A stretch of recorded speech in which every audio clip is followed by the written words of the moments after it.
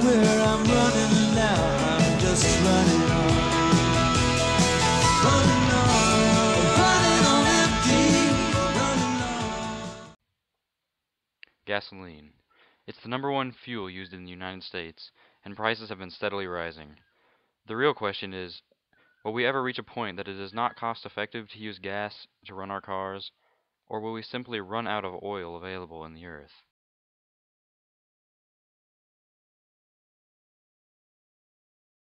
Is it very effective? Like, is it cost effective to drive to school? Not for me.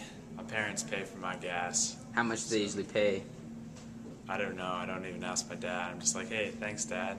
I mean, I guess I'm a lucky one. But, yeah, drive. Nice. As far as cost effective, I don't think it's very cost effective. I think it is more convenient. Like Dan, my parents pay for my gas. I think it's probably about 50, 60 bucks every time I fill up, which is $60. yeah, which is probably about either once every other week or like once every week and a half or so.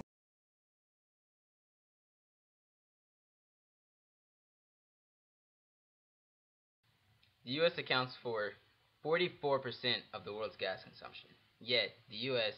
is only 4.5% of the total population. In just the United States, there are 126 billion gallons of gasoline used annually. That means every day, 360 million gallons are used in the United States alone. In the United States, there are 254.4 million passenger vehicles, and that is higher than the number of legalized drivers. So, as you can see on this graph, the red line indicates how much is produced, and the blue line indicates the demand. The green line in the middle is the present, and the blue line outside of it is the extrapolation, or what the experts think is going to happen. As you can see, the blue line is rapidly catching up with how much we produce. So pretty much, that leaves two possible options of what can happen in the future.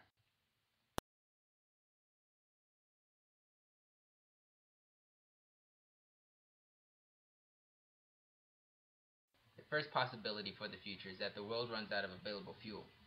Because the world is finite, the amount of oil and thus the amount of gasoline on the earth is also finite, which means we will run out of it eventually.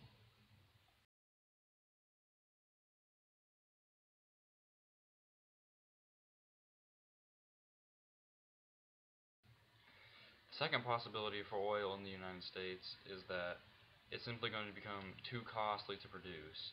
And by that, I mean the amount that you're going to have to pay to get it out of the ground and refine it and be able to use the gasoline is going to be more than the consumer is going to be willing to pay.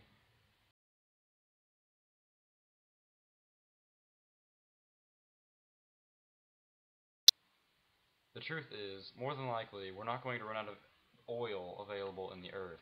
What we're going to run out of is the ability to produce the oil, because it's going to cost more and more energy every time we try to dig out more or pump out more.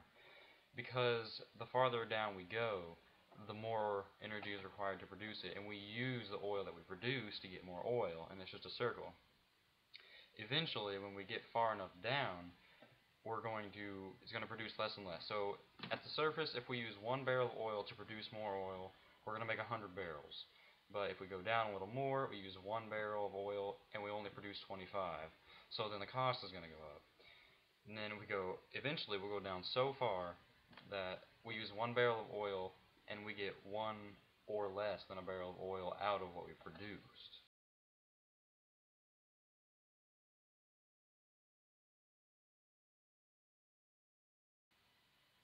The first thing we can do is take preventative measures to make sure we use what oil we have sparingly. This could include new technologies or even other types of fuel. Inevitably, we will run out though, and when we do, there need to be other options. Possibilities for the future include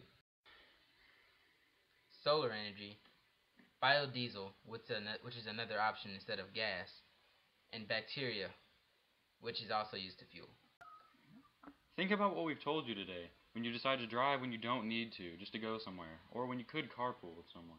Even though possible solutions may come about, we need to take care of our earth and preserve our oil we have left. Do your part to make sure the world isn't running on empty.